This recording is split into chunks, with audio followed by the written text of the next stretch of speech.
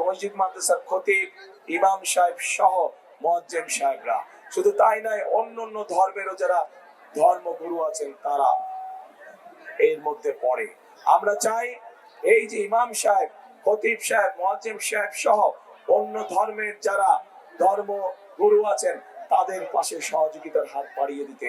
সিরাজগঞ্জ শহরেই আছে, এই পাবনা শহরেই আছে, তাদেরকে আমরা বিশেষভাবে ট্রেনিং দিতে চাই যাতে করে তারা তাদের কর্মকাণ্ডে আরো ভালো করে ব্যবস্থা গ্রহণ করতে পারে। একইভাবে এই এলাকার বহু মানুষ বিদেশে যায়, কিন্তু বিদেশে যখন যায় তখন তাদের কোনো ট্রেনিং থাকে না। আমরা চাই সিরাজগঞ্জ এবং পাবনায় আমরা ট্রেনিং সেন্টার, ভোকেশনাল ইনস্টিটিউট তৈরি করব, যার ফলে আমরা আমাদের বেকার ভাইদেরকে সেখানে আমরা ট্রেনিং দিব।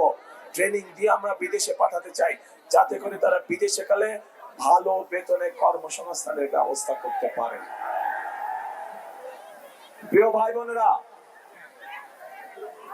বাংলাদেশে যেমন ডাক্তার দরকার, বাংলাদেশে যেমন ইঞ্জিনিয়ার দরকার, বাংলাদেশে যেমন আর্কিটেক্ট দরকার, ঠিক আমাদের ছেলে মেয়েদের মধ্যে থেকে আমরা ক্রীড়াবিদ তৈরি করতে চাই।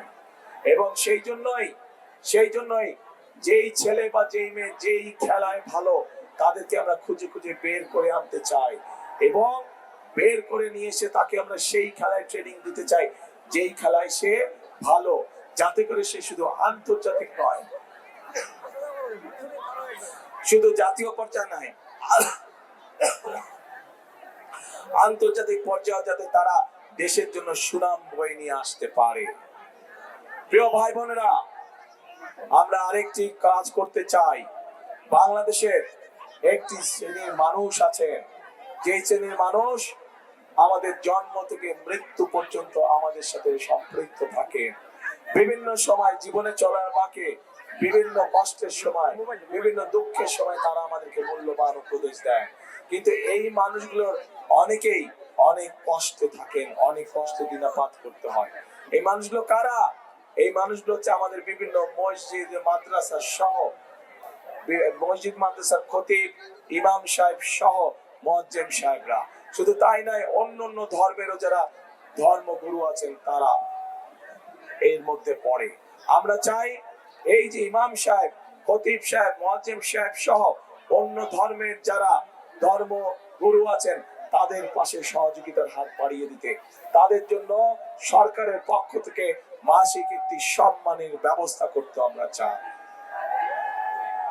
এখন প্রিয় ভাই বোনেরা, আপনাদের সামনে আমি ধানের শীষ 12 তারিখে আপনারা ধানের শীষকে বিজয় করলে 13 তারিখ থেকে ধানের শীষ এই কাজগুলো শুরু করবে ইনশাআল্লাহ। যেই কাজগুলোর কথা আপনাদেরকে বলেছি, এর বাইরে তো দুই জেলার সিরাজগঞ্জ এবং পাবনা জেলার ভেতরে ভেতরে রাস্তাঘাট গুলো নষ্ট হয়ে গিয়েছে, স্কুল কলেজ গুলো নষ্ট হয়ে গিয়েছে, ঠিকভাবে শিক্ষক নাই, উপজেলা হাসপাতাল গুলো ঠিকভাবে ডাক্তার, ওষুধ, নার্স নাই। সেগুলোর কাজে ইনশাআল্লাহ আমরা হাত দিব। কিন্তু এই কাজগুলো করতে হলে এগুলো তো হচ্ছে বিএনপির পরিকল্পনা, বিএনপি কাজগুলো বাস্তবায়ন করবে, কিন্তু জনগণেরও তো একটি পরিকল্পনা থাকতে হবে। আমি আপনাদের কাছে জানতে চাই, আপনাদের কি পরিকল্পনা ভাই? আপনাদের কি পরিকল্পনা? ধানের শীষে ভোট। আচ্ছা, এই যে আমার বরাবর আছেন ভাই বোনেরা, আপনাদের কি পরিকল্পনা?